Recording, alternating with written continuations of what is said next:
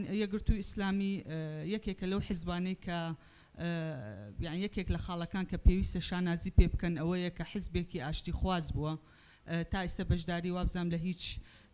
لە مێژوو خۆیان بەشداری لە هیچ شەڕێکی نەکردووە بەڵکو زوڵمی لێ کراوە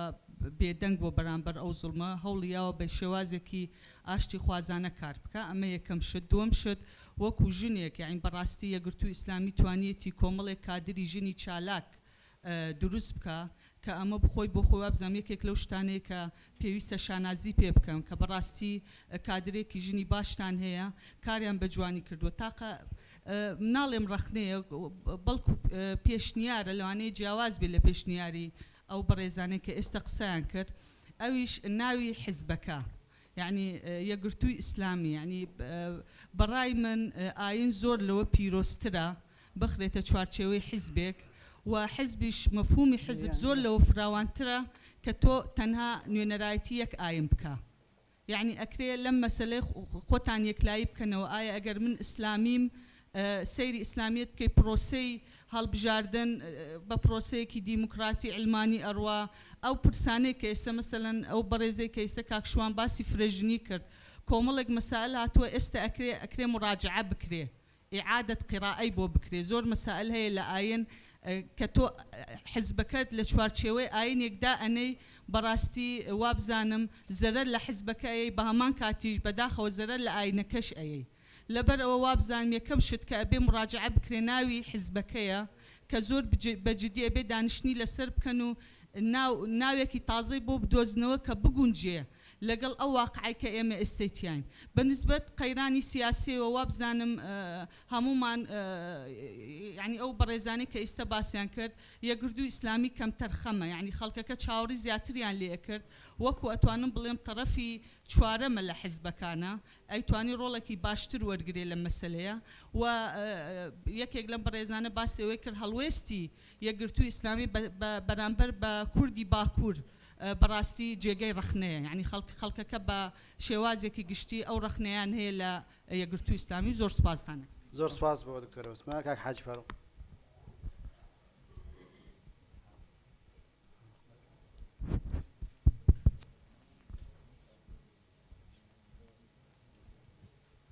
بەناوی خۆی بەخشندەی میهرەبان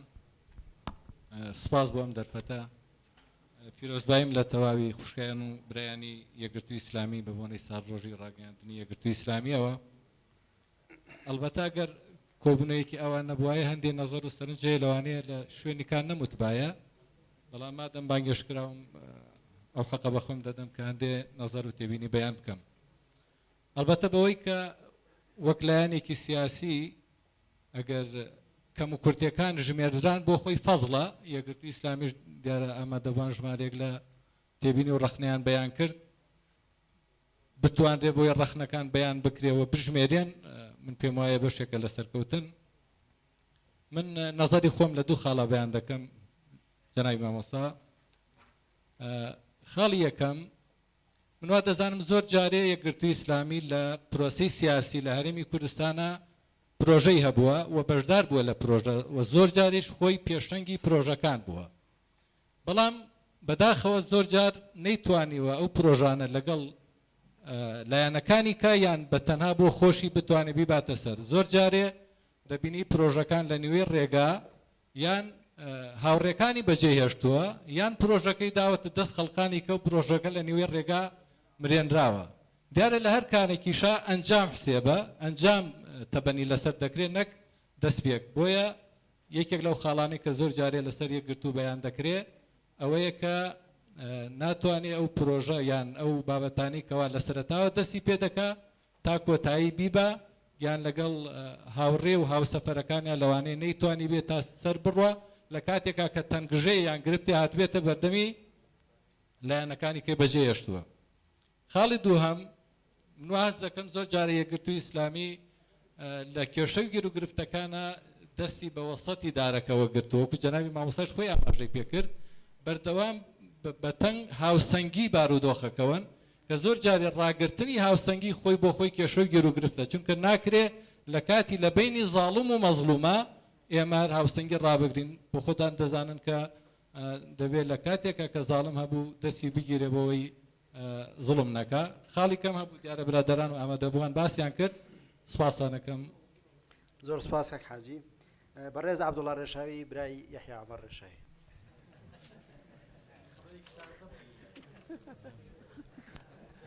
ناڵێ بۆی تۆزێ ڕەحمی پێ بکە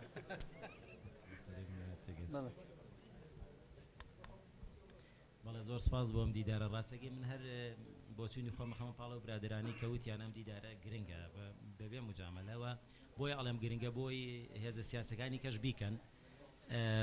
هێزە سیاسەکانی تریژ ئەم دیدارە بکەن چونکە لە قۆناغێکی تقریبەن مامناوەندیان بەرە و هەڵبژاردنێک ئەچین کە پێم وایە بێ هێزە سیاسەکان جەخت بکەنەوە لە ئەنجامدانی هەڵبژاردنەکە لە کاتی خۆیان و هەتا هێزە سیاسی ئەو هێزە سیاسیانی کە داوای ئەنجامدانی هەڵبژاردن ئەکەن حەجمیان زۆرتر بێ هێزێکی تەنها یا دوو هێز ناتوانن چونکەوە مەشروعیەتەوە مەشروعیەت کە کەسێکی داخوازی حەق لە پشتیەوە بوو جێبەجێ بێ بەهەرحاڵ ئەم دیدارە گرنگە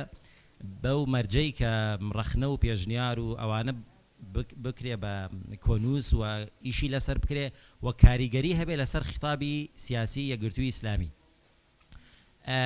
چونکە هەرچی ڕەخنە بگیرێت لە یەکگرتووی ئیسلامی بەڕێی من هیچی ناگاتە ئەگەر یعنی ناگاتە ئاستی بێ ئینسافی تا ئێستا من هیچ نەقدێکی ڕۆشنبیرانم نەدیوە بەقەدەر ئەو ڕەخنانە تند و ڕق بێت کە لە ناو کۆنگرەی یەکگرتووی ئیسلامیە لەلایەن مەکتەبی سیاسی یەکگرتووی ئیسلامی خۆیەوە گیران لە یەکگرتووی ئیسلامی لایەن ئەندامێکی مەکتەبی سیاسی یەکگرتووە کۆمەڵێک نەقد لە یەکگرتووی ئیسلامی گیرا کە تا ئێستا هیچ ڕۆشنبیرێک نەگەشتۆتە ئەو جۆرە لە ڕەخنەگرتن لە یەکگرتوو مەبەسم لە هێنانەوەی ئەو نمونە بۆ ئەوەیە کە بڵێم مەفروضە هەموو ڕەخنەکان مەسلەی ئەوەی کە پێمان وا بێ ئەمە نائینسافیە ئەو مۆزوع لابین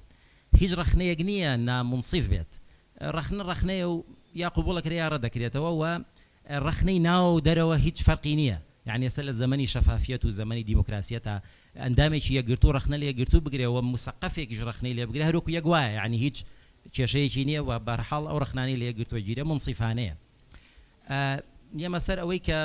من کۆمەڵێک بەڕاستی یعنی هەر بۆ چوونێکی بەسیتم داڕشتووە کە پێم وایە گەر لەگەڵ هەر هێزێکی سیاسی دابنیشم هەر هەمانە قسانەی بۆکەم یعنی جگە لە پارتی و گۆڕان لەگەڵ هەر هێزێکی سیاسی تردا بنیشم هەر هەمان ئەو بۆ چوونانەی پێڵێم کە پێم وایە بەشێک لە هاوڕێیان وتیان کە ئەویش مەسلەی بوونی پرۆژە و مەبدەئی سیاسی و پرۆژەی سیاسی و جەختکردنەوە لە جێبەجێبوونی تا ڕادەی باجدان بۆچی ئەویش لە بەهۆی قۆناغەکەەوە قۆناغی سیاسی هەرێمی کوردستان قۆناغێکە هێشتا زمینەی سیاسی تیا دروست نەبوو یعنی ئێمە فرەحیزبیمان هەیە لەسەر زمینەیەکی ناسیاسی و نایاسایی پەرلەمانمان هەیە لەسەر زمینەیەکی نادەستوری مەفروضە لە ئێستاە هێزە سیاسیەکان شەڕ بۆ دروستکردنی ئەم زمینەیە بکەن یعنی هیچ شتێ مەکەن هەتاوەکو زمینەکە دروست نەبێ بۆ وایە یعنی ئێستا سیاست لە هەرێمی کوردستان چۆنە وەکوایە کۆمەڵێک خەڵک تۆپێکیان پێ بێ و یاری بکەن نە حەکەم هەبێ نە گۆڵەکان دیاری کرابێ نە هیچ یەکێک لەوانە بە ئارەزوی خۆی هەر جارێ گۆڵی لێکرا ئەڵێ کاکە بوەستنەوە گۆڵم لێکرا قوبوڵی ناکەم یعنی ئێمە کاتی خۆی لە هەڵەبجەکە یاریمانە کرد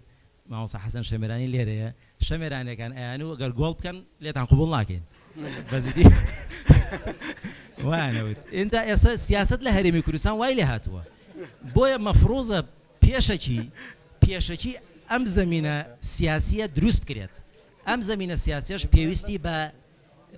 تێکدانی باڵانس هەیە پێویستی بە تێکدانی باڵانس هەیە بەڕاستی یعنی کاتەکەت زۆری نەما خەریکە تووشی شەڕی ئاشە توشتمانە تەنها و من هەر ئەمە نەبڵێم تەفەهومی یەکگرتووی ئیسلامی ئەکەم کە لە بادینان حەجم هەیە بەڵام مەڵێ ئەزائید و کە نوقسان یعنی زائید نابێ وەک نوقسان بێ یعنی نوقسانم کات زیە مەفروضە یەکگرتووی ئیسلامی ئەگەر بیەوێت مەسەن هەموو هێزێک لە قۆناغێکی مێژوویە شتێکی کرۆ بۆ هەرێمی کوردستان بۆ نمونە مەسەلەن یەکێتی شەڕی کردو و ئەو نەشەهیدیاوە پارتی نازانم چی کردو ئەوە دەوڵەت ڕاگەیەنێ و ئاژبەتاڵ و هەمووی ئەمانەی کردووە شتی کردووە کێ ناڵێت قەدەری یەکگرتووی ئیسلامی بۆ ئەم قۆناغە ئەو قەدەرە نییە کە قەدەرێک بێت دڵخوازی یەکگرتووی ئیسلامی نەبێت حەزی لێی نەبێت کە ئەویش مەسەلەن من خۆم وەکو چاودێرێک پێم وایە بادینانی یەکگرتووی ئیسلامی بووە بە لەمپەرێک لە بەردەم سیاسەتی یەکگرتووی ئیسلامی. زۆر سپاس. بەڕێز کاک محسین.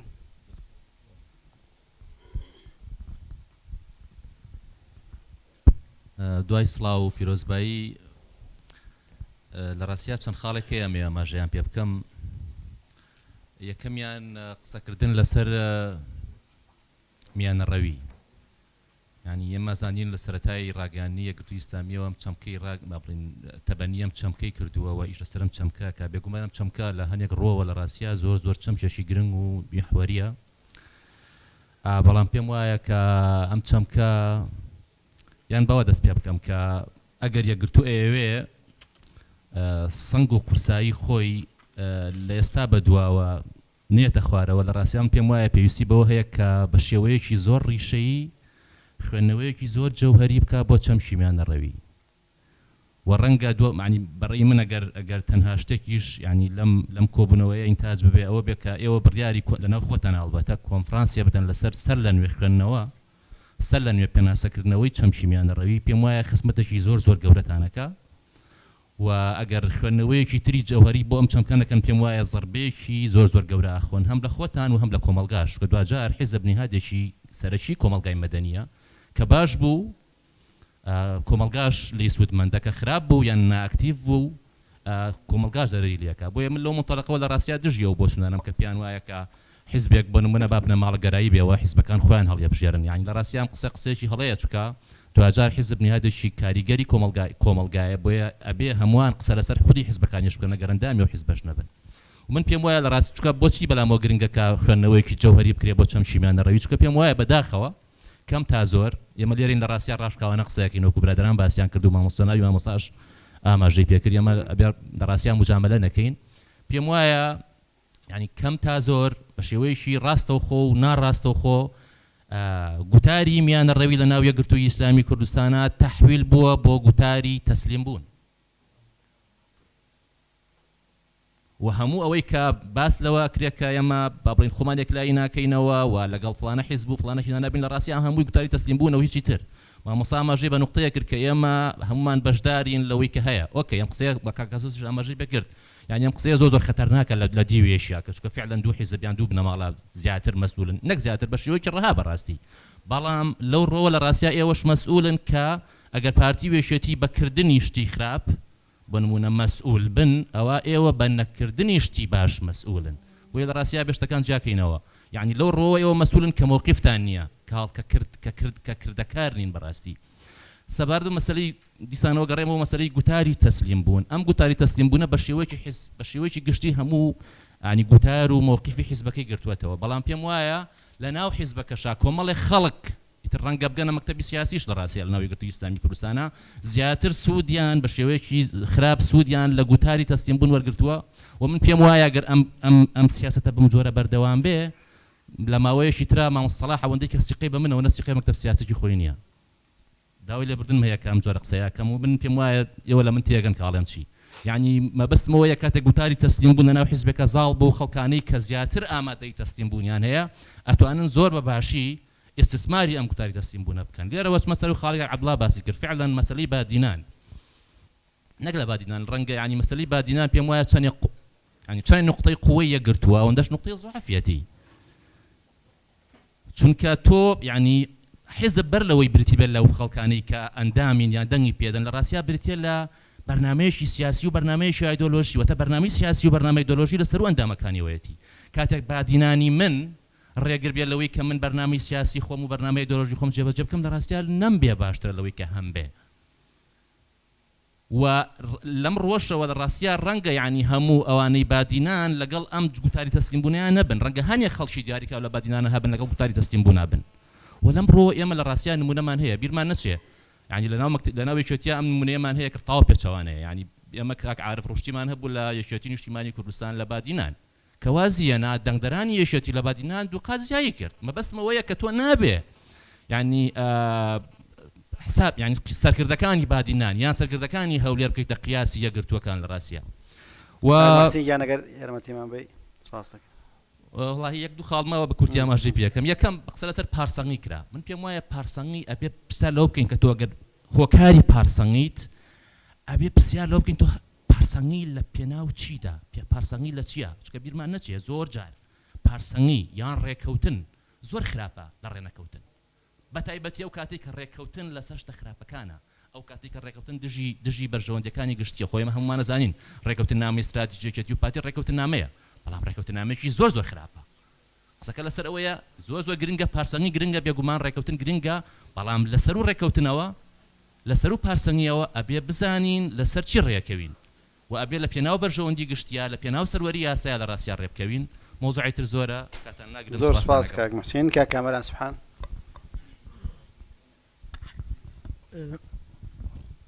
باش ئێوارەتان باش وەڵایی منیش زۆرێک لەو ئەوە شتانەی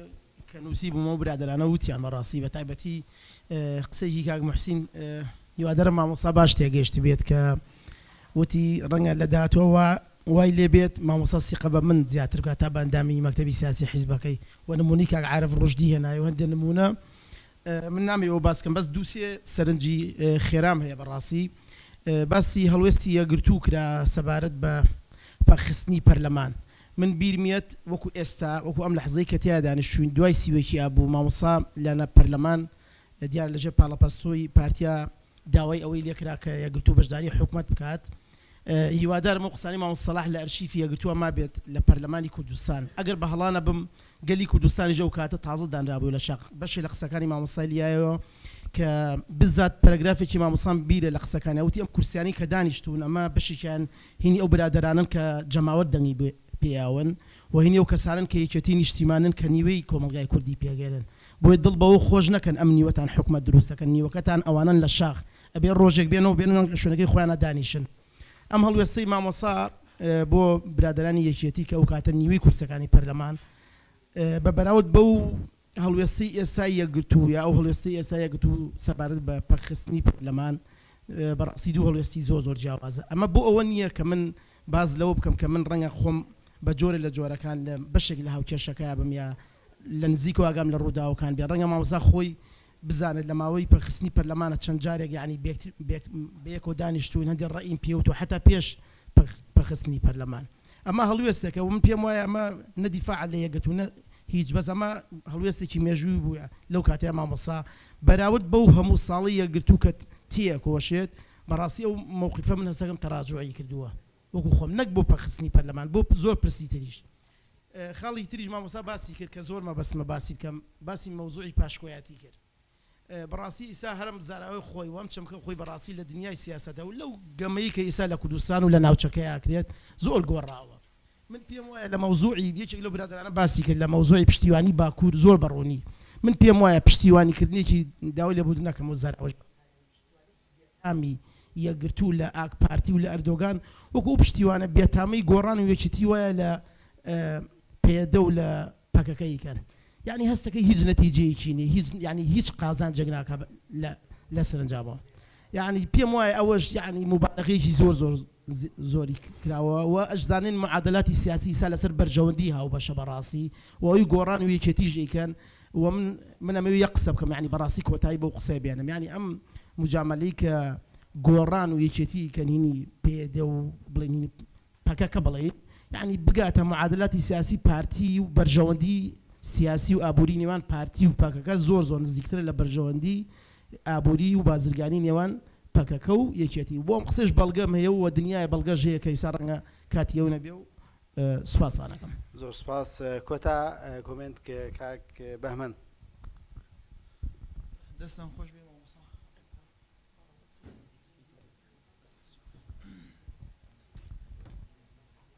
شەشی و دوو یادی ئەلان یەکگرتوو لە هەموو یەکگرتووەکان پیرۆزەکەم بەسەر چاو من لە بعدە ئایدۆلۆژیەکە یەکگرتووە پیایم زیاتر برادران لە بعدە سیاسیەکە زۆر قسەیان لەسەر کرد هەموومانەوە زانین یەکگرتووی ئیسلامی حیزبێکی سیاسی ئایدۆلۆژی ئیسلامیە و ئەزمموی ئایدۆلۆژی ئیسلامیمان نەگنیە زۆرە هەر لە هەفتاونی کۆماری ئیسلامی ئێرانەوە تاکووەگا بەم لەحزەیە کە دەوڵەتی ئیسلامی ئەوی پێدەوترێت داعش دروست بووە ئەو چەمکە ئەساسیانەی کە داعش و کۆی ئیسلامیەکان کە لەسەری کۆک بوون لەسەر دروستکردنی کیانی ئیسلامی ئەم کیانی ئیسلامی ناوی خلافەتی ئیسلامیە دەوڵەتی ئیسلامیە هەژ ناوێکی هەیە کێشە نیە بەڵام لەسەر ئەم ئەساسە کۆکن یەکگرتووی ئیسلامی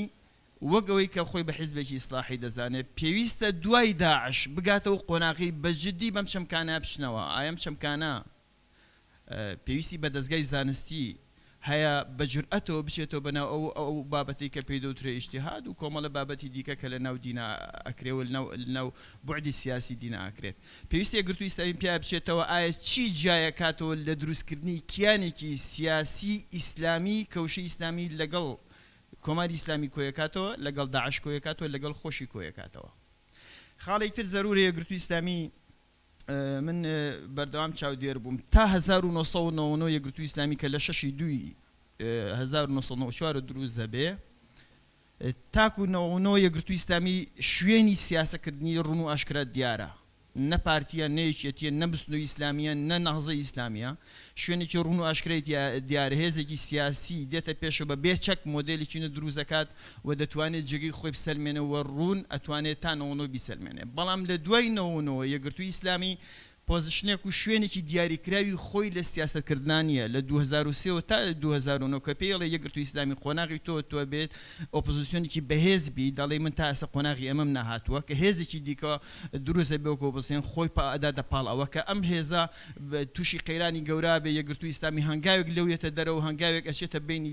دەسەڵات و ئۆپۆزیسیۆنەوە بۆیە بوعدێکی سیاسی ڕوونی لە سیاستکردنە هەمیشە نەبووە و مامۆستا زۆر باسی پاشکۆیەتی کرد بەردەوام یەکگرتووی ئیسلامی لە دوای 99 زۆر لە پاشکۆیەتی سیاسیان ماوەتەوە و نەیتوانی بوعدێکی ڕوون و ئاشکرا لە سیاستکردنە بۆ خۆی بدۆزێتەوە زۆر سپاسانە زۆر سپاس منیرە خان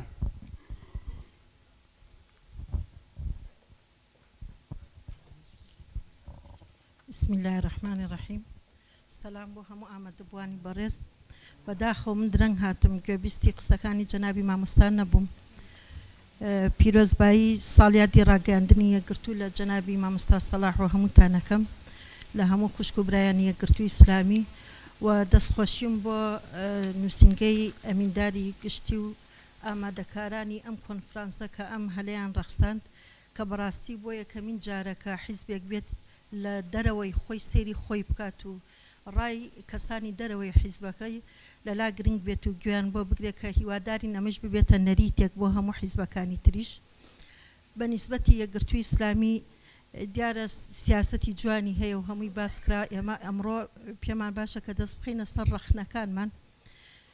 ئەوەی کە ئەمڕۆ ئەبینرێت لەو هەموو زوڵم و ستەمەی کە لە کوردستانە ئەکرێت ئەگەر هەموو خەڵک بەرپرسیار بن ئێمە دوو جار بەرپرسیارین چ وەکو ئیسلامیەکە و ئەو ناوە ئیسلامیەکە هەڵمان گرتووە دوو جار بەرپرسیاری هەم بەرامبەر بەخوا هەم بەرامبەر ئەو ناوە ئیسلامی کە هەڵمان گرتووە و هەم بەرامبەر بە میلەت و جەماوەریش ئەوەی ئێمە زانین کە چەند ساڵ لە عێراقا خەبات کرا هەتاکوونێ عێراق گەشتە ئەو نقاطەی بڵێ ئەلنەفت و لەنا بەڵام ئیمڕۆ ئەبینین ئەم هێزانەی کوردستان هاتوون هەرچی وڵاتی داگیرکەری هەیە هێناویانەتە کوردستان و پیانەڵەن ئەلنەفت و لەکوم بە ئاشکرا هەرچی سەروەت و سامانی ئەم وڵاتە هەیە بە هەدەرا ئەبرێت و ئەدزرێت کوا هەڵوێستی ئیسلامیەکان خواکەی ئەمە قوبوڵەکات ئیسلام بەرامبەر بەم هەموو ستەمە بێدەنگ بێت چ وەکو خۆمان وەکو بزوتنەوەی ئیسلامی وە چ وەکو یەکگرتووی ئیسلامی کە ئێوە پاشیلێکی پاکتان هەیە نەکەر ئیسلامیەکان سەروەت و سامانی میلەتمان نەخواردووە چ ئێمە وەکو بزوتنەوە کە چەنەها ساڵ لەو مەنتیقا باڵا دەست بووین مەترێ عەرزمان لەو مەنتیقانە نەبردو و نەتەوزیعمان کردووە بەسەر ئەندامانە چ ئێوەش بوون کە خێری خێرخوازانی دەرۆتان هێناوە کوردستانتان پێ ئاوەدان کردوێتەوە ماڵە هەتیوانتان پێ بوژان نوێتەوەی ئێستا ئەم بێ هەڵوێستیان لە بەرامبەر ئەم هەموو دزی و تاڵانیا بۆ چیە و لەبەر چییە لەبەرەوە پێمان باشە کە یەکگرتووی ئیسلامی واز لە عیبە و شەرم بێنێت چونکە حیزبیان نەوتوە حیزبی سیاسی شەرمی هەبێت و عیبە بزانێ با بە دەنگێکی دلێر بە دەنگێکی بوێر هەڵوێستێکی هەبێ بەرامبەر بەم هەموو دزی و تاڵانێک کە ئەکرێت لە کوردستانە هیوای سەرکەوتنتان بۆ خوازین یاخوا هەمیشە سەرکەوت و سەر بڵند دەستان خۆش زۆر سپاس بەڕێزان سپاس بۆ گفتوگۆ ڕاشکاوانەکانتان ئێستا ڕای بەڕێزتان وەرگن لەوەی برێکێک وەرگرین و دوای مامۆستا وەڵامی کۆمنت و پرسیار و ڕەخنەکانی جنابتان باتەوە بەرێکێک گوین باش فەرموو بەڕێزان ئێوارە لێرە میوانن بەڕێزتان کەستان نەڕۆن سپاستانەکەین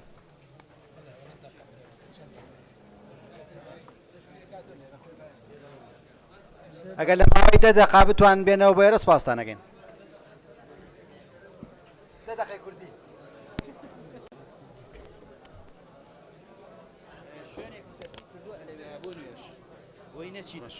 نوێژ لەگەڵ عیشایەک. بەڕێزان دەست پێکەینەوە، زۆر سپاستانەکەین.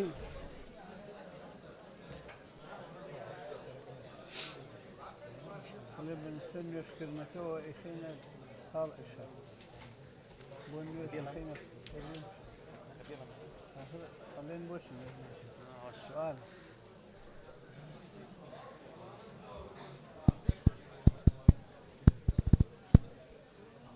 بەڕێزان نوێژی مەغریب بەینە پاڵ نوێژی عیشا ئەوانەی کە نوێژەکەن.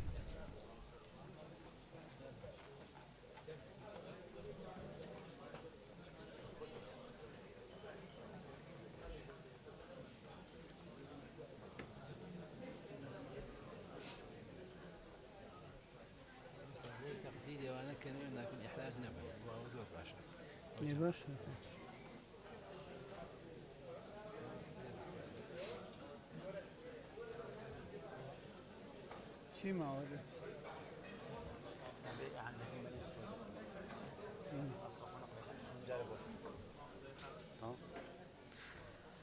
دووبارە بەخێر بێنەوە. زۆر سپاس بۆ ڕەخنە ڕاشکاوانەکانتان، بۆ وتە و پێی بە دڵسۆزانەکانتان. بەڕێز ئەمینداری گشتی لەسەر کۆی پەیڤ و قسە جوانەکانی جەنابتان کۆمنتی هەیە با بفەرمێ.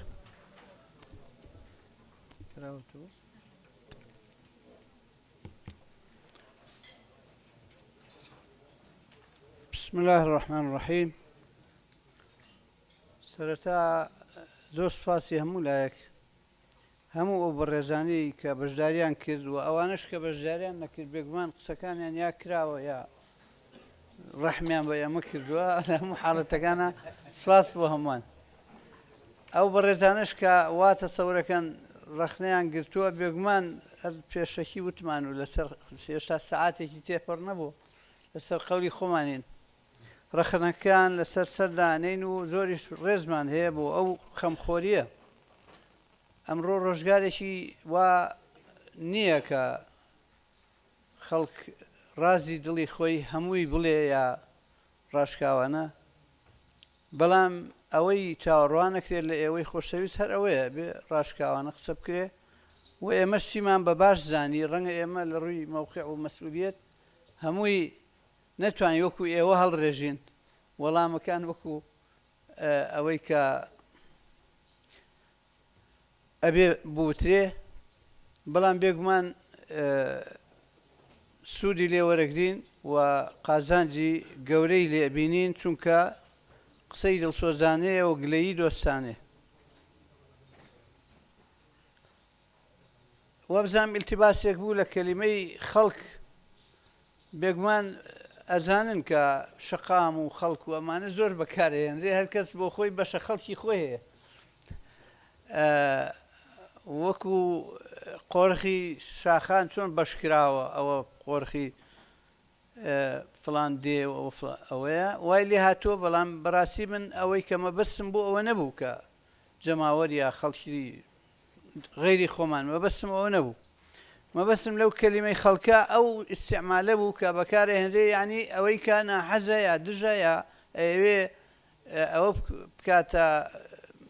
یعنی من ئەو چیە فەرمێم نوا بکەم. ئەمە دروست نییە. ئەو چیە فەرمێ من ڕعایەت یەکەم گوێی لێگرم، ڕێژیشی لێگرم، بەڵام شەر نییە ملتەزیم بم، چونکە منیش تێگەیشتنی خۆم هەیە، منیش ئەوە. لەبەرەوە ئەو باسی خەڵک گوێمان لەوە نییە. ئێمە بۆ خۆمان کە هەنگاوێکەنین ئەوەنە جورئەتیشمان هەیە، ئەگەر هەڵە بوو ئەڵێن هەڵە بوو. بەڵام ئەگەر خۆشمان وامان لێبێ قاسمان بلەرزێ و نەوێرین شتێ بکەین شتێ بڵین، ئەوە دروست نییە. و لەو ئاستەی شانین بۆیە مەبەستم کەس نەبوو. بە تایبەتی ئەم حزورە ئێمە خۆمان داوامان کردووە کە ئێوە قسەمان بۆ بکەن. تعبیرەکە ڕەنگە ئێوە حەستان لێی نەبێ بڵێم ئامۆژگاریمان بکەن، نەخێر پێشنیارمان بدەنێت چیتان پێ خۆشە ئەوە. لەبەرەوە ئێوە ئەو خەڵکە باشانن کە کەسی ئەمن و وەکو جارێکتر بۆەوەی دڵخۆش بن بەوەی کە پەشیمانین لەو قسەی کە ڕۆشنبیران لەو ساحەیە شەریکی ئەو دەستکەوتانن کە لەم کوردستانە هەیە شەریکن بە دنوکەکانی ئێوە بە قەڵەمەکانی ئێوە نەبوایە بە ڕەخنەکانی ئێوە بە شاشە و حەزورەکانی ئێوە ڕەنگە ئێمەی سیاسی یا لە ئێمە بەولاترەوە دەسەڵاتدارەکان وا دەرخەین کە ئێوە خراپکارن بەڵام بەڕاستی خراپکار نین ئێوە نەقاڕی ئیشەکەکەن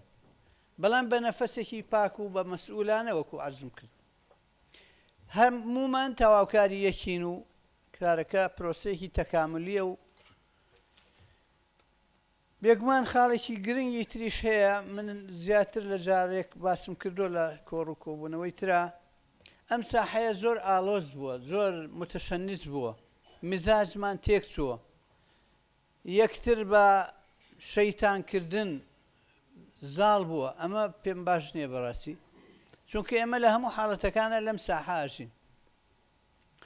حەقی مطلق لای کەسمان نییە باتڵی مطلقیش کەسمان نین بۆیە کە ئەڵێم هەموو بەرپرسین مەسئولیەتمان هەیە هەر یەکە بە شکڵێ طبعاً مەبەستم ئەوەیە بە نەفەسێکی بە هەناسەیەکی مەسئولانە بچینە ناو باسەکان و بابەتیانە و مەوزوعی من وا نابینم کە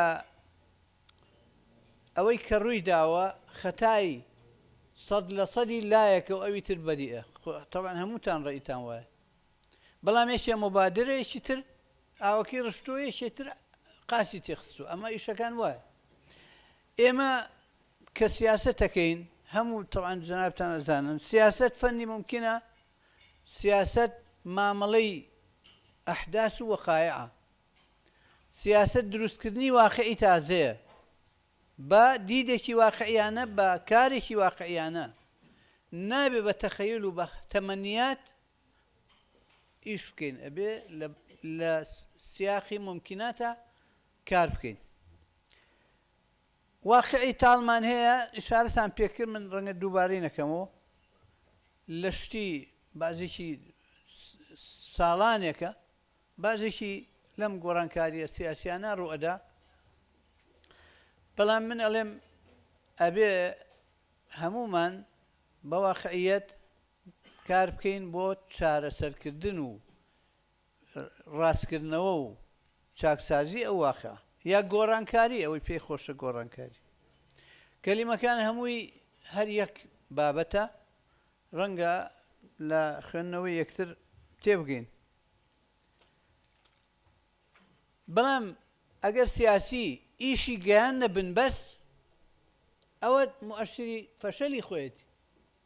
سیاسی نابێ ئیشەکانی بگاتە بنبەس مەفروزە سیاسی کار ببا چۆن زیگزاکی پێ بکات تا نێڵێ بنبەس دروست بێ ئێمە ئێستا لەم کوردستانە ئیشمان گەیانوەتە بنبەس بۆیە ئەڵێم ئێمە چونکە من لەگەڵ مەسئولەکان دائانیشمە بە خۆیان وتووە کاکە فڵان تۆ ئەتوانی خۆ ئەتویست و ساڵانێکی شەخەریکی ئەو نەفەرە نەبێ ئەو حیزبەی نەبێ توانیت نەتوانیت بەویشم وتووە تۆ ساڵانێکە لەبیرتە گوێ سۆز بووە تا ئێستا حەزت لە چارەی ئەو نەفەرە نییە لەو خەڵکە نییە لەو نەفەرە لەو لایەنە نییە توانیت نەخێر تۆ کەواتە لە بەردەمی واقعەکەی کە بە تۆ دەستکاری ناکرێت ئەمە تاشە بەردێکە چی لێەکەی ئەبێ بە ئالیاتی خۆی بە وەسائلی خۆی بە حکمت بە علمیەت بە مەوزوعیەت کار بکەین بۆ چاککردن و ڕاستکردنەوە و ئەوانەی کە هەیە مادام ئێمە لەگەڵ ئەم واقعانە مامەڵەکەین سیاسیەکان ئەبێ ئەلم ژینگا ئیشەکەین ئێمە چی بکەین ئەوە قەدەرمان وایە ئێمەی کوردستانی لەم ژینگا ئیشەکەین ئێمە هاتینە ئەم دنیاە ئەم شتانە بوون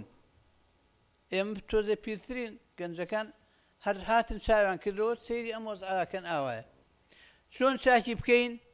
زۆر کەس کول بوو لەمە زۆر کەس ماندوو بوو تەمەنی دانا طبعاً بەڕێزەوە ناویە بم بەڵام ئەمەش واقعەکە کە ئەبێ بڵێن ئەم جوهدە زۆرە ئەم ماندووبوونە ساڵانێک لە جوهد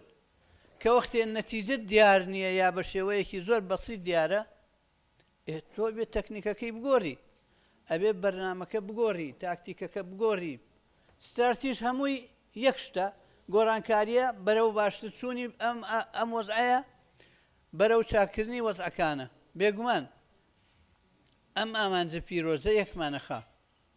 هەموو لایە ئەمە ئەڵین بەڵام ڕەنگە بەعزێکمان گیرۆ دەبوون بە بازێشتەوە نەتوانن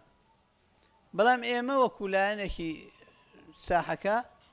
ناتوانین نکولی لەوە بکەین بەشدارین لەو واقعی کە هەیە من ئەمێ بچمە سەر ئەو باسە کە باسی زوڵم و ستەم و زاڵم و ئەم چەمکانە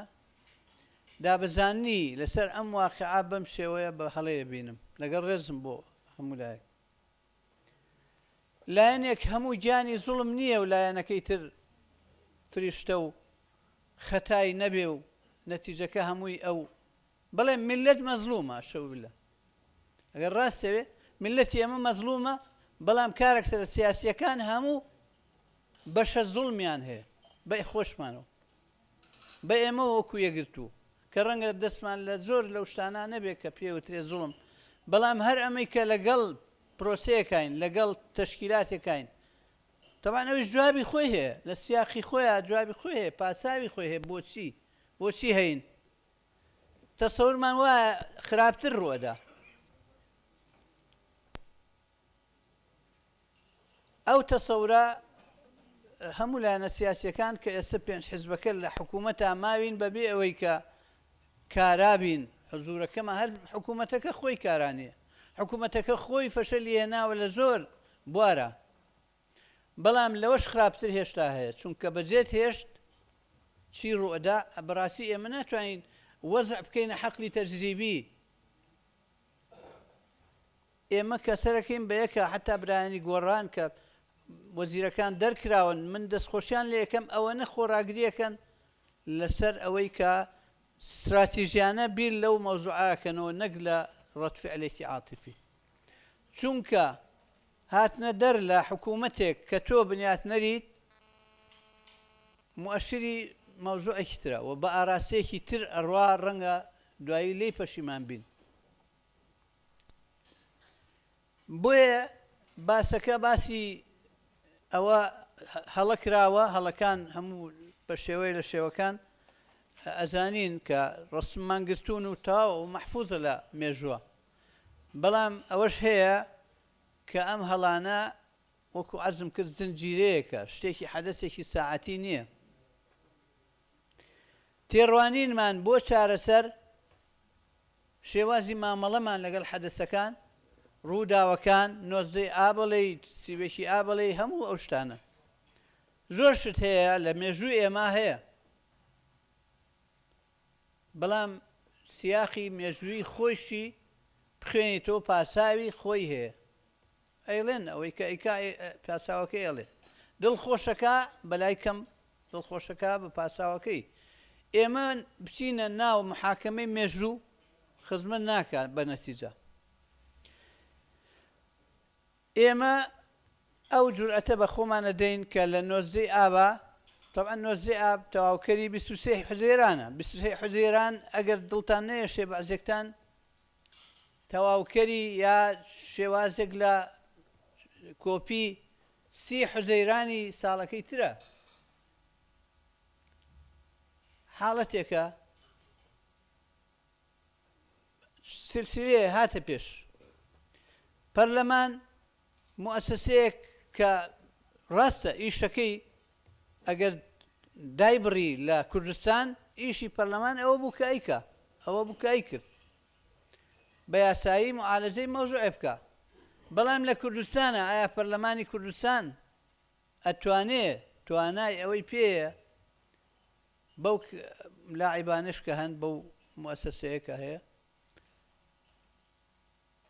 ئەوە نیە ئێستا من ڕێیم وابێ لە پێش حوزەیرانە کە ڕوویدا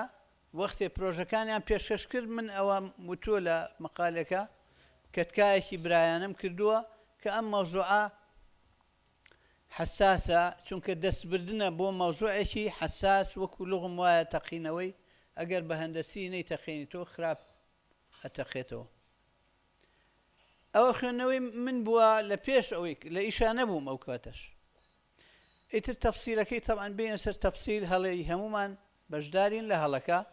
ناوی کەسیش نەبین، بەڵام ئێمە وەکو یەکگرتو بە شێوەنە ئەبێ قبولی ئەوە بکەین کە بەشدار بووین لە دروستبوونی وەزعێکا کە بە نەتیجە پەرلەمان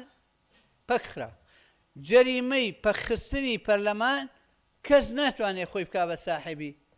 پینەیەکەن یا بڵێن پاساوی بۆ زۆ ئەڵێن ئەوە لەبەر ئەوە لەبەر ئەو هەر ئەوە نەشیان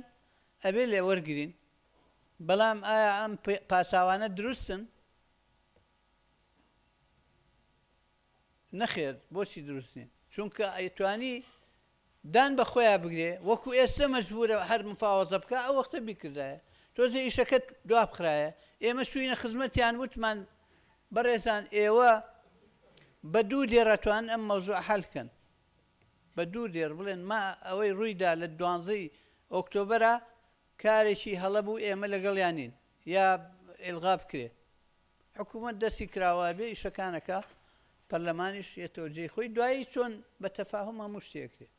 ئەو کاتە نەکرا ساڵێکی تقریبا ساڵێک. ئێستش کە هاتوونەوە سەر ئەوە هەر باشە ئەبێ ئێمە قسەی خێر بکەین، چونکە ئێمە لە هەموو حاڵەتەکانە ماڵێکە بینی ئەوە پارتیە ئەوە یەکێتیە ئەحموو پارتیە مەحموو یەکێتیە عەلی یەگرتووە نازام نەژات گۆڕانە، یعنی لە ماڵێکە چەند حیزب هەیە. ئێمە نەتوانین ئەم شەڕە کۆمەڵایەتیە کە بەڕاستی نەسفی هەڵتەکانەوەی و هەڵوەشانەوەی سلمی ئاشتیە لە کۆمەڵگەی ئێمە بۆکو یەگرتو ناتوانین بەڕاستی تەحملی بکەین، ناتوانین پەسەندی بکەین. لەبەرەوە هەر لەگەڵ ئاشتین نازانین چیتر بڵێن. ڕەنگە ئەو شتەمان بەدڵ نەبێ، ئەو خەتۆیەمان بەدڵ نەبێ، ئەو قسەیەمان بەدڵ نەبێ، بەڵام بەڕاستی ناتوانین جگە لە ئاشتی لە حاڵەتێکی وەکو کوردستانە لە گێژاوێکی وەکو کوردستان تێکەوتووە لە تەحەدیاتێک کە ڕووی کردوتە کوردستان شتێکی ترمان بۆ ناوترێ. باسی گەڕانەوەی من بەعزێ لە برا خوشکان ئیشارەیان کرد، بێگومان من ئاسای سحریم پێ نییە و من وەکو تاکێک لە یەکگرتووە هەر بیرکردنەوەکانم زۆری فەرق نەخستووە، بەڵام تەبعاً مەسئولیەت و ئەوانە ڕەنگە فەرقی ببێ. ئەگەر ئینتیزار ئەوە بێ گێڕی یەکگرتوو لە بڵێن لە شتێکە بیکەمە شتێکی تر ڕەنگە ئینتیزارەکەت زۆر دەقیق نەبێ. ئێمە لە یەکگرتووە حاڵ ئیختیزای کرد، حاڵی یەکگرتوو ئەیویست کە ئێمە داوامان لێکرا ئێمەش بە خوێنەوەی خۆمان وامانزانی بەندە ینی بگەڕێمەوە بۆ ئیش. ئەمە تەوان پیا و خراپکردنی کەسیتیانەیە، بەڵام مەراحلە و ئیشە و ئەوانە دەستی دەسەڵات هەرکرا هەر لە کۆنگرەی حوتیشە هەروە بوو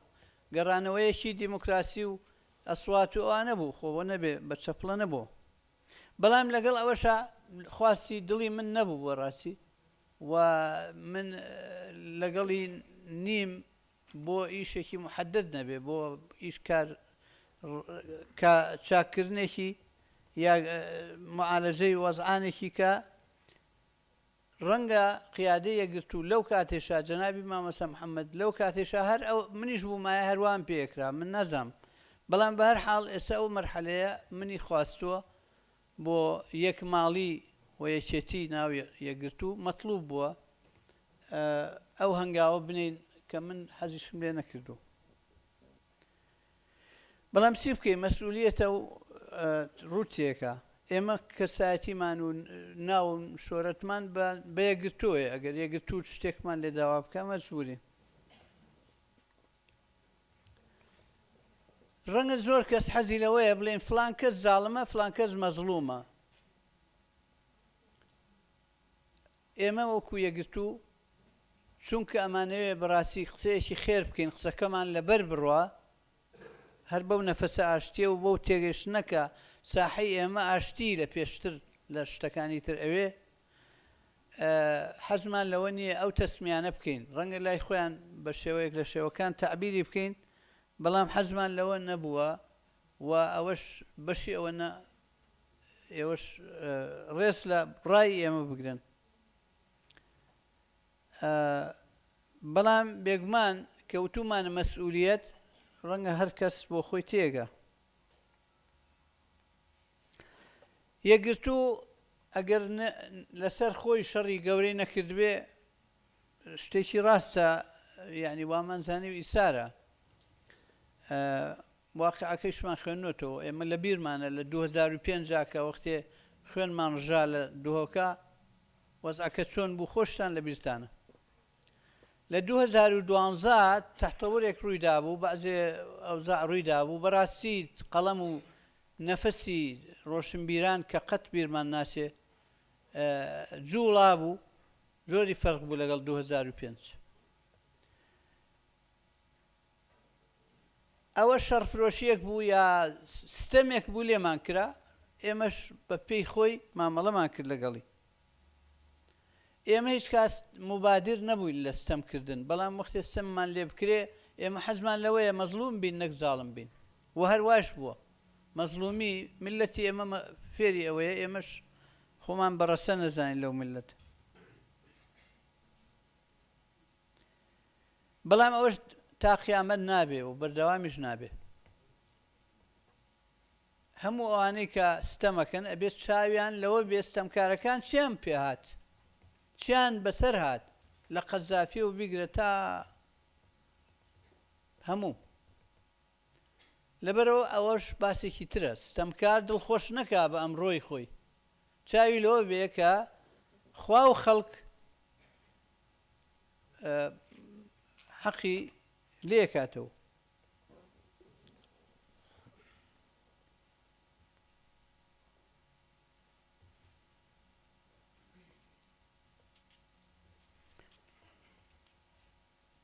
ئێمە وابزانم لەو سیاقا پێم خۆش نییە بچمە سەر باسی پەرلەمان و ئەوانە کە خەتای کێ بوو یا چێ نوێنەری ڕاستەقینە بوو بەڵام ڕێزمان هەیە بوو هەموو ئەوانەی کە بە ئیشتیهاری خۆیان وایانزانی و وا بکەن باش چ قیادەی یەکگرتوو چ پەرلەمانتارەکان بەڵام ئێمە ئەوە تاریخە بۆ عیبرەت و ئەوانە قەی ناکە بەڵام بۆ ئەوەی هەر بین لەسەر ئەوە بگرین نابێت ئێمە چی بکەین ئێستا ئێمە کارمان لەسەر ئەوەیە و بە جددیش ئەگەر هەموو بەڕێزان بزانن کە ئێمە بە جددی وەستاوین لە بەردەمی ئەوە کە نامانەوێت کەس حەزف بکرێ نامانەوێت لایەنێک ئاوت بکرێت لەم پرۆسەیە و ئەمانەوێت حاڵەتی سیاسی و ئیداری لە حکوومەت و لە پەرلەمان کارا بکرێتەوە و بە تەفاهم ئەگەر گۆڕانکاریەکی ئەکرێ بە تەفاهم بکرێنەوەکو بە زۆرم لێ ئەجنا بێ ئەوە ئەگەر ئەوەمان پێداگیریمان لەسەر ئەوە نەکردایە بێگومان تەرحی تر هەبووە تەرحی تریش کەوتو بۆ ڕێ ئێستا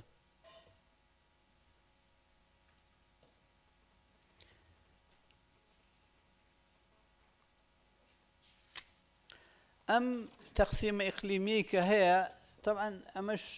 دووبارەکردنەوەی تاریخە بەڵام کورد ئەم جارەیان حەق وایە بە هۆشیاری سیاسی و تێگەشتن لە تاریخ و لە واقع و جوغرافیای سیاسی ئەبێ بەڕاستی نەبێتە زەحیە حەقی خۆیەتی بەڵام سوودیش لە عیلاقاتەکانی وەرگێ عیبی نییەوە سوود لە عیلاقاتی ئیقلیمی و دەولی وەرگێ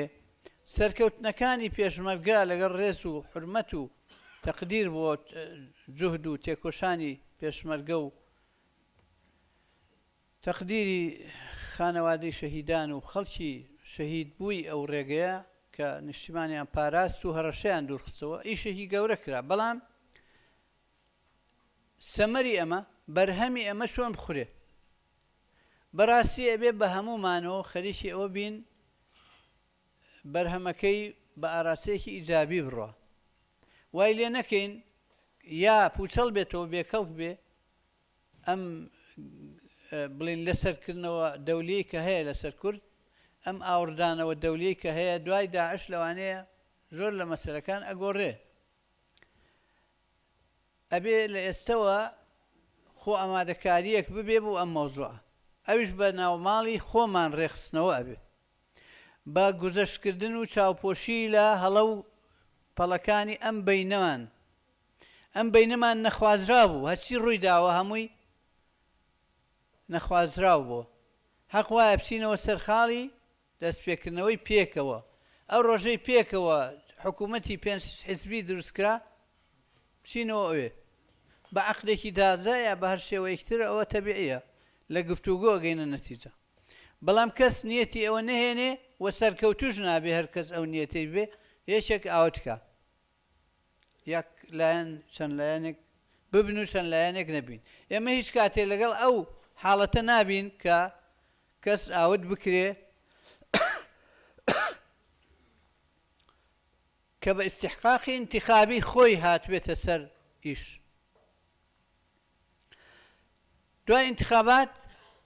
کە ئەبێ هەمومان بەرەو سندوقی انتخابات بچین و انتخابات و سندوقی انتخابات تەنها ڕێگامان بێ و ڕێگایەکی ئاشتیانە و ئاشتی خوازانە و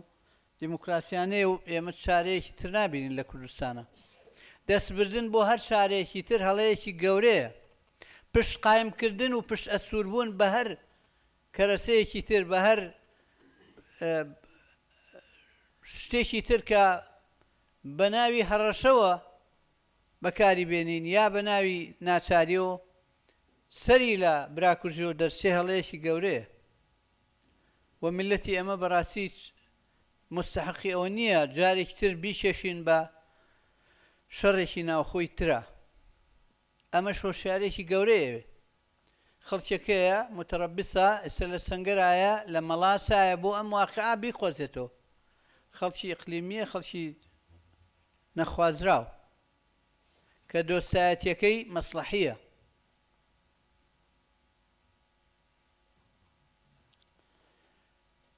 حیفە کورد شەڕە کورد بۆ خەڵک بکەین خۆ بۆ خۆمان دروست نییە بکەین بۆ خەڵکی بکەین هەر خراپتر بۆ ئەوەی نەگەینەوە ئەوە ئەبێ بەڕاستی بە هەمومانەوە بە تایبەتی جەنابتان و جەماوەری کوردستان هەموو بە هەمومانەوە لەگەڵ پرۆسەی ئاشتەوایی اینجا گفتوگۆیەکی ڕاشکاوانە اینجا پێکهێنانەوەی حاڵەتی سیاسی لە پەرلەمان و لە حکوومەت و چارەسەری گرفتەکان مەسەلەی تا ئەو پەیامەی کاک مەسعود کە داوێتی تا ڕادەیەک ڕێگا نەخشە ڕێگایەکی تایە لەسەر ئەوە کار بکرێ هەموو ئەو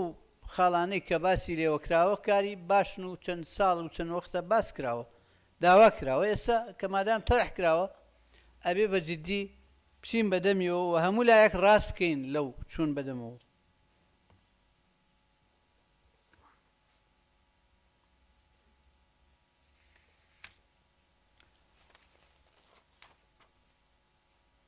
خۆی حەق وایە سوڵتا ئێمە هاوکاری بین و هێزە سیاسیەکان هەموو هاوکار بن بۆ ئەوەی دەستی بگرین ئونسوور ئەخاکە ظالمەن ئەو مەظلومەن پێغەمبەر فەرمووی عەلەیهی سڵاتو وەسەلام لیان پرسی ئەگەر مەظلوم معلومە لەسەرێکی تۆ ئەی زاڵم چی لێکەی فەرمووی دەستی ئەگری نەهێڵی زوڵم بکە ئەخاکە یعنی ئەو کەسەی هاونەتەوە و هاونیشتیمان و ئەوەی کە ئێمە باسیەکەین لەبەرەوە ئەبێ لەگەڵ یەکتر بین هێزە سیاسیەکان پشت یەک بگرین بۆ ئەوەی زوڵم نەکەین بۆ ئەوەی تەفەڕوت بە سوڵتە نەکرێ بۆ ئەوەی کە نەخوازراوە ڕوونەدا و بەعزێ بەوادری ئەوەشمان دیوە ئێستا ئەوە ئەبێتە جوابی مەسەلەی کشانەوە لە حکوومەت و ئەبێتە مەسەلەی ئەوەی کە ئێمە لەم مەرحەلە تا وەخت و انتخابات ئەم قۆناغە انتقالیە چی بکرێ باش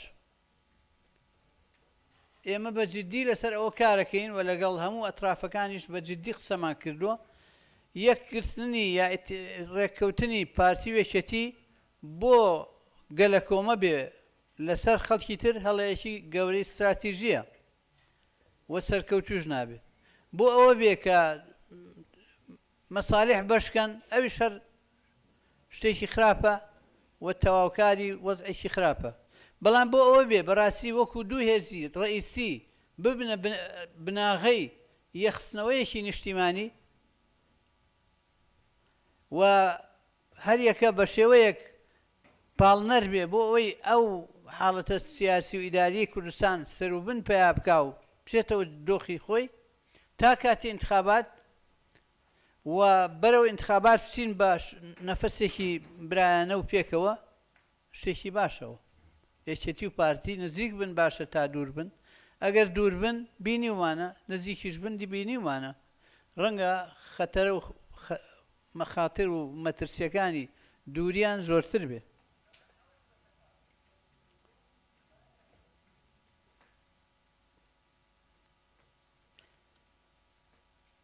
بێگومان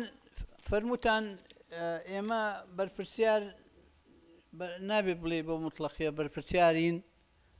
بەڵام ناشبێ بڵێن بەرپرسیار نین لەو بینە کەواتە جەدەلێکە لە تەفسیری بەرپرسیارەتی و خوێندنەوەی بەرپرسیارەتی یعنی چی بازێک لە برایان فەرمویان کە هەر بەمەی کە ئێمە بێدەنگی ئەەکەین لە بەعزێ شتا لەبەر ئەگەر پاساوی خۆشی ببێ بەڵام بەرحاڵ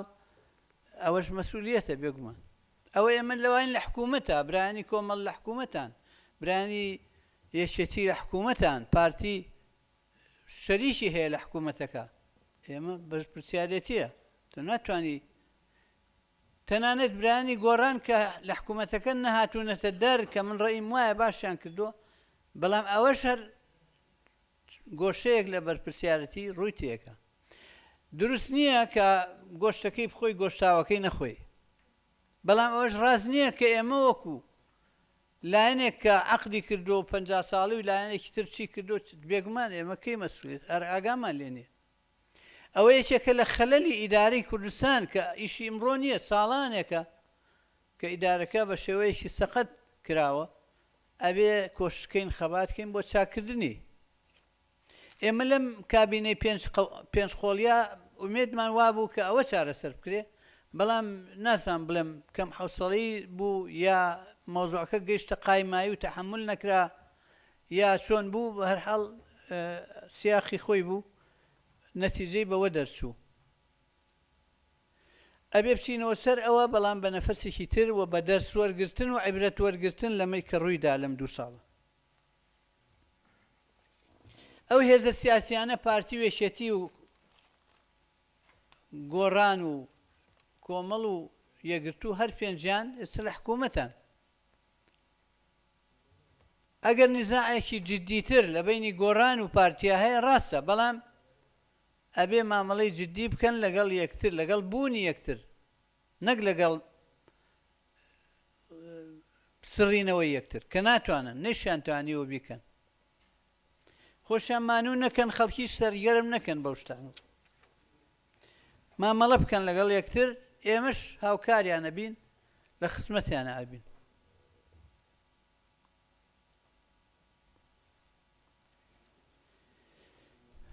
ئەو ملاحەزاتە کە لە پەرلەمان ئەبوایەوە و ئەوانە من لەبەرەوەی خۆم لە ئیشانە بوو لەو کاتە حتمما برایانی بەرپرس لەو ڕۆژە جوابی خۆشیان بووە ئەگەر موقنعیش نەبوو بێ بۆ جەنابتان بەڵام بە هەر حاڵ پاساوی خۆی بووە یا وەکو حەدەسێکی سیاسی هاتوۆتە پێش بۆ یەکگرتوو و بۆ حاڵەتە سیاسیەکە بەگشتی ئێمە لەم کوردستانە ئەژین واقعەکان معلومن چۆن فشاری واقعە ژینگەکان و واقعە سیاسیەکان لە دەڤەرەکان لەسەر خەڵکەکە دیارە معلومە باسێکی کرا لە چەند برایەکەوە کە باسی باکوور بێگومان باکوور بێ ڕۆژهەڵات بێ ڕۆژئاوا بێ بۆ ئێمە قیمەتی حەقیقی هەیە وەکو نەتەوە وەکو حەق و ماف ئەوە شاراوە نییە کە ئێمە وەکو یەکگرتوو من شخصەن لە زمانی ترا لە 2010 بەدواوە پێشتر و دواتر کە لەو مۆزوعا کاری جدیم کردووە لەگەڵ سەرانی ئاکپارتی و قەناعەت مەسئلەی ئەو کرانەوە و ئاشتەوایی وشتە بەبێ ئەوەی کە منەت بکەین بە سەر کەسا ئێمە ڕۆڵمان بووە تایە لە ئارامکردنەوەی لە بە ئەنجام گەیاندنی لە کاتێکا کە ڕئیس وزەرای عەفو عەبدوڵڵا گوڵ ڕئیس جمهوری تورکیا ئەو کاتە وەزیری خارجی بوو چوین بۆ لای لە بینی قسە من باسی پەکەکەم کرد بەبێ بە ئینفعالی کرد بەبێ ئەوەی بوەسێ و ڕعایەتی ئەوە بکە وتی دیارە خەڵکی تر دانیشت بوو ئەو وەختە سوپا زۆر دەوری بوو دیار بوو وا تێگەیشتم خەڵکی تر دانیشتووە بە ئینفعالە وتی باسی پەکەکە مەکە پەکەکە تیرۆریستە و تەواو ئێمە مشکلەیەکمان نییە مشکلەی کورد طبعا لێوە گەیشتە ئەوە کە لە هەر لە زمانی ئەوە مفاوەزات و دانیشتن لەگەڵ پەکەکە و شتی تەتەوری باش کرا ئێمە سپاس بۆ خوا بەبێ دەنگ و بەبێ ئەوەی مزایدەی تیا بکەین کارمان لەسەر ئەوە کردووە باسم کردووە لێرەش کە هات بۆ لامان لە ئەنقەرەش کە چوون بۆ لای باسم کردووە کە ئێوە ڕاستە تموحات و تەمەنیاتان زۆرە بەڵام واقعیش بن ممکنەکە تا ئێستا ئەمەی دەستکەوتۆ شتێکی باشە احتیفاز بەم دەستکەوتە زۆر گرنگە هەوڵدان بۆ باشترکردنی شتێکی گرنگە بۆ ئەمە من ڕێیم وایە پێم وت ڕێیم وایە ئێوە مەلەفی خۆتان وەکو هەدەب جیا بکەنەوە لەگەڵ پەکەکە هێزێکی سیاسیە لەو شاخە لە شوێنی خۆی هەیە چالاکی خۆیەکە ئیشتیهاری خۆی هەیە تۆ ملزەم نیت بەوەی کە بەشێک بی لە ئەو خۆت جیا بکەرەوە تۆ وای لە پەرلەمانات سەنگەری تۆ گەورەترە و ئەساسیترە ئەو ئەتوانێ بە شێوەی لە شێوەکان کۆمەکی تۆ بێ بەڵام تۆ ناتوانی ببیتە بەشێک لە ئەو دوای ئەوەش کە مەشاکلی ئەمنی و ئەوانەتان بۆ دروستەکەن مەشاکلەکە ئەچێتە تەورێکی تر پەشیمانی زۆر لە دوا بێ بێگومان هەدەف نزیک بڵێ لەم مختان ئێمە هەستمانە کرد کە برایانی هەدەب یعنی ئەوەی چەپگەرایی و حاڵەت چونکە وەکو معلومی جەنابتانە لەگەڵ ڕێزمانە بۆیان تەجەموعێکی تورکیاییە یعنی تورکیایی نەک تورکی نەک تەجەموعێکی کوردی ڕاستە قیادەکە و بەعزێ چالاکیان ڕعایەتی ئەو حاڵەتیان نەکرد کە خۆیان احتیفاز بکەن بەو دەستکەوتە گەورەیە لە پەرلەمانە ئەوە هەموو ناکەینە خەتای ئەو چونکە سوڵتە خۆتانەزان شت ئەشەرعێنێ و ئەنواع شت ئەتاشێت بەڵام واقعەکەش ئەوەیە کە پەکەکە ناتوانانی بڵێ هەموو کوردیانی پەکەکە ڕاستە پەکەکە هێزێکی سیاسی عسکەریە ئێمە لەگەڵ خەباتی چەکداریان نەبووین و ناشبین و وا تێگەین بە نەتیجە ناگا ئەوە مۆزوعێکی ترە ئەوە حکایەتێکی ترە ئێمە ئێستا لێرە ناکەین بەڵام خەباتی مەدەنی سیاسی کە خوا دابووی لە تورکیا حزوری بوو هەفتا بەلەدیاتی لەبەردەست بوو اینجا حزوریان بوو لە پەرلەمانە 60 بوونە 659 شتێکی زۆر گەورە بوو جگە لەوەی کە پەرلەمانتارە کوردەکان لە ناو ئاکپارتی و لە ناو جاهاپە و لە ناو مەهەپە ئەوانش غیرەتی کوردایەتیان جوڵا بوو خزمەتی مەشروعی کوردیانە کرد ئەوانیش لە ناو ئاکپارتی 60 کورد هەیە لە ئەوانی تریش هەیە یعنی ئەگ مەشروعی کوردایەتی نەتەوەیی کورد لە تورکیا لە ئاسێکی باشا بوو ئێستاژە بێ احتفاظ بەوە بکەین و کار بۆ ئەوەش بکەین دنیا ئاخر نییە ئەبێ ئەو کەفوکوڵی ئینقلاب و شتە تەواوە بێ ئینشاءالله ئەو خەباتمان بۆ ئەو مەسەلانە بەردەوامە بێت ئاک پارتی دۆستایەتیمان هەیە بەڵام وەکو ئەرزمان کرد ئێمە هیچ سەفقەیەکمان لە بەینا نییە ئەو چی بکە باش بێ و چی نەکا خراپ بێ چونکە بە تەبیعەت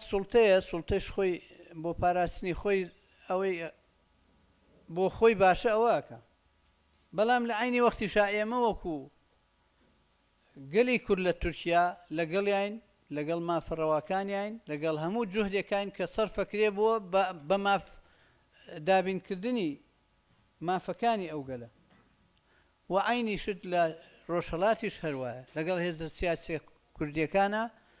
بەردەوام بینمان خۆشە قسەمان هەیە گفتوگۆمان هەیە لەگەڵ برایانی مەسئولینی ئێرانیش قسەمان هەیە لەسەر ئەمریکا ئەگەر ناتوان مافەکان تەواو بدەن یا زروفتان بنەوەیەکە تیابێڵنەوە بەشی ئەوەنی تیابێڵنەوە کە ئاشتی ڕێی لێ نەگیرێ چونکە ئاشتی بەنەتیجە چارەسەری گەلی ئێمێ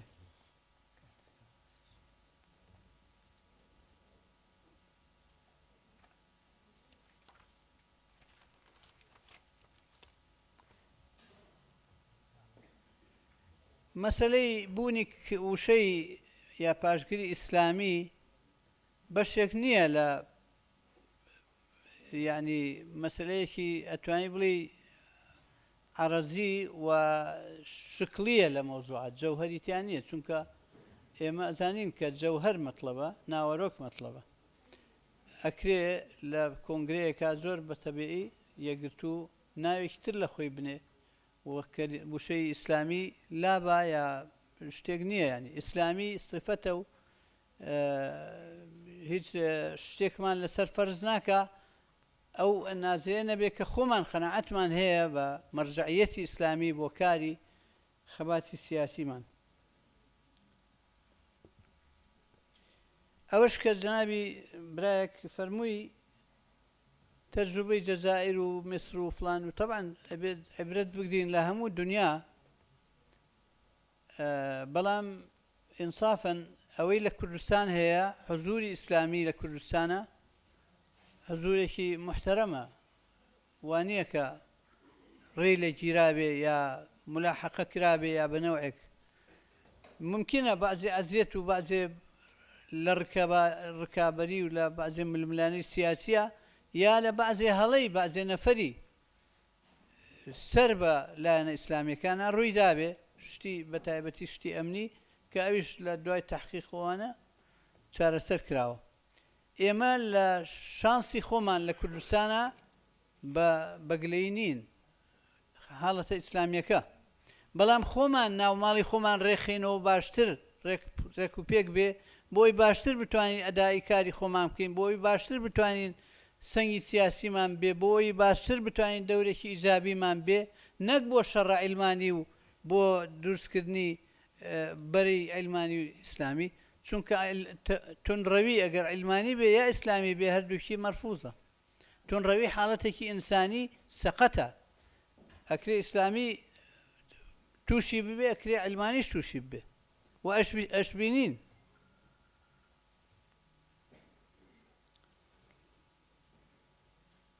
ئێمە نامانەوێت عەرزم کرد نامانێت تەوسیفی وەزعەکان بکەین بەو شێوەیەی کە جەنابەت وەکو سەحەفیە یا وەکو نووسەرێ یا وەکو ڕەنگە بۆ من نەشێ بەڵام بە هەموومانەوە ئەتوانین وەزعەکان بخوێنینەوە ئەمنیەتی ئەم کوردستانە مەوزوعێکی مهمە بە هەموومانەوە بێ نرخی بۆ دابنین قیمەتی بۆ دابنین چونکە بەڕاستی ئەمنیەت بەقەدەر قوت بەقەدەر بژێوی خەتەری هەیە بوونی و نەبوونی بوونی زۆر گرنگە نەبوونیشی خەتەرە پێشمەرگەکان لە سنوورەکان و لە بەرەکانی جەنگ شەڕەکان زۆر گرنگە ئەو هێزە پۆلیس و ئەمنیانیش کە لە ناو شارەکان ئیشەکەن بۆ ڕێگرتن لە تێکسوونی حاڵەتی ئەمنی شتێکی جێی تەقدیرە ئەبێ ئینسافیش بە خەرج بین لەوە هەمومان هەموو تابلۆکە تاریک نەکەینەوە ئیتر بەرچاومان تەواو تاریک بێ بەعزێ شتی هەیە تاریکە بەعزێکی ڕوونە تاریکیەکان نەکەینە هەموو شت هەروەکو بە ڕوونیەکانیش ئیکتیفا نەکەین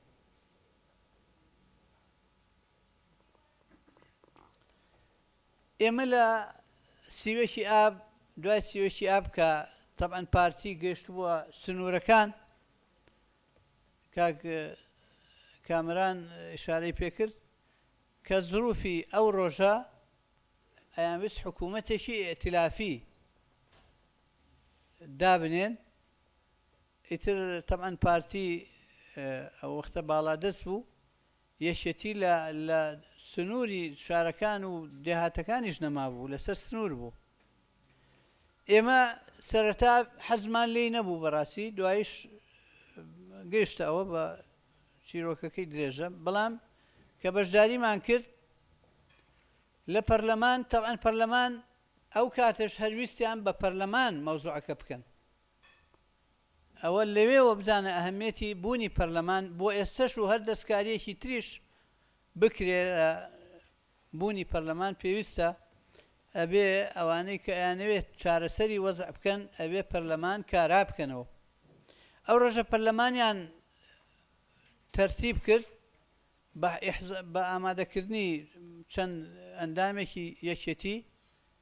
و پەرلەمان نیسابی تەواو بوو کابینی حکوومەت تەشکیل کرا بێگومان لەو کاتا من ئەو قسانەم کرد من وابینم یەکگرتووەکان هەر وەکو منن لەو باسانە بەڵام ڕەنگە زروفەکانیش یا قەناعەتەکان زیاد و کەم دەستکاری کراوە زروفیش فەرقی هەیە بەڵام هیچ کاتێ ئێمە لەگەڵ ستەم نەبووین و هیچ کاتێکیش حەزمان لەوە نەبووە کە پشتی ستەم بگرین بەڵام دەستی ستەم بکار گرتن باسێکی ترە لەگەڵ ستەمکار باسێکی ترە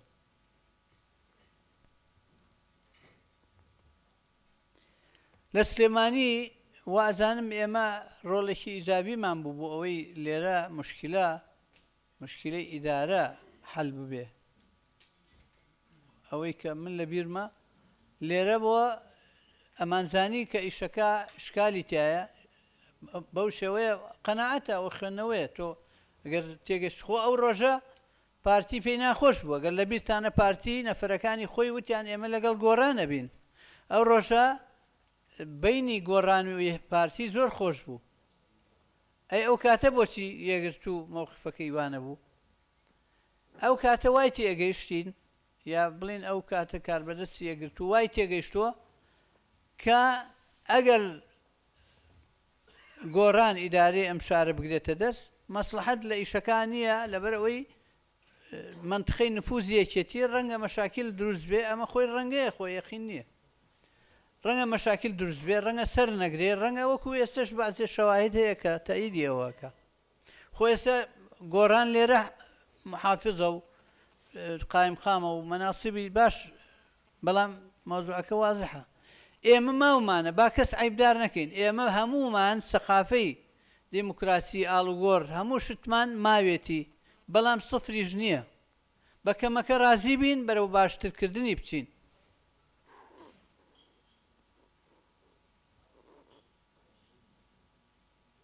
باسی فرەژنی کراوە بزان فرەژنی مەسەلەیەکی فقهیە مەجالی تیا هەیە بەڵام مؤشری ئەوە نییە احتیمام بە ژن نەدرێ لە ناو یەکگرتووە بێگومان لە محەبەز نییە ینی حەزمان لێ نەبووە و بە شروتی خۆی نەبێ نەهێڵراوە ئەو کەسش کە شروتی ببێ تەوان مەوزوعێکی شەرعیە بەڵام بەڵێ بە هەر حاڵ وەزان خوشکان لە ناو یەکگرتوو دەرەوە یەکگرتوو شایەتی ئەوە دەن کە یەکگرتوو یەکەم حیزب بوو لەم کوردستانە کە خوشکی بردە ئافرەتی بردە مەکتەب سیاسی بردە سەرکردایەتی و ئیشی باشی کرد لەو زەمینە ئێستش هەر بەردەوا من بەڵام بەوەش رازی نابین بەوەش ئیکتیفا ناکەین ئەمڕۆ من لای خوشکان قسەم کرد کە ئێمە ئەبێ خوشکان رازی نەبن بەکەم و فرسەتی تەواو وەرگرن بۆ ئەوەی شەریکێکی حەقیقی بن لە هەموو ئاست و پۆستەکان من جارێکتر زۆر سوپاسان دەکەم ڕەنگە بەعزێ لە وەڵامەکانم پەڕان بێ لەبەرەوەی هەر پەڕانیش هەر هەیە یا لە بیرم چوو بێ جارێکی تر دەستخۆشیتان لێ یەکەم ئێمەتان دڵخۆش کرد بە شانازیەکەین بەو شانازیەکەین بەو حزورە سوپاسیشتانەکەین و ئینشاءڵڵا جاری تر و وەختانی تر گەرم و گورتر و بە پێشنیاری باشتر و بە گلەی گەرمتریشەوە بەش و ئینشاءڵڵا بەعزێ لە گلەیەکانیش تا وەختە چاک کرابێ زۆر سپاس بۆ هەموو لایەک زۆر سپاس سپاس بۆ دەستگا ڕاگەیاندنەکان کە ڕووماڵی ئەم گفتوگۆیان کرد و دووبارە بەخێر بێن سەر چاو و سەر ڕۆح. خواردنیش ئامادە کراوە بۆ بەڕێستان بفەرمون.